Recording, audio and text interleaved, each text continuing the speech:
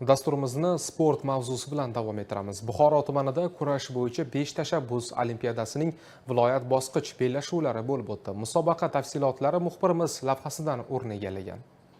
Buxoroda yoshlar o'rtasida 5 tashabbus olimpiadasi doirasida kurash bo'yicha Bosh prokuror kubogi musobaqasining viloyat bosqichi final bahsi va taqdirlash marosimi bo'lib o'tdi. Ta'kidlash o'rinli, shu kunlarda mamlakatimiz bo'ylab dolzarb 90 kun doirasida o'tkazilayotgan turli madaniy va sport tadbirlari, tanlov va musobaqalarga hamohang tashkil qilingan birinchilik ham yuqori saviyada kechdi.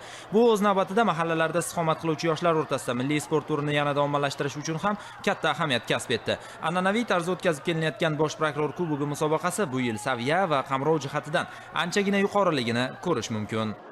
5 tashabbus sport olimpiadasi doirasida sportning kurash turidan viloyat bosqichi bo'lib o'tdi. Mana bugun biz jamoaviy hisobda Buxoro tumani nomidan qatnashib, faxrli birinchi o'rinni egalladik. Respublika bosqichida ham birinchi o'rinlarni, yaxshi o'rinlarni qo'lga kiritishga harakat qilamiz.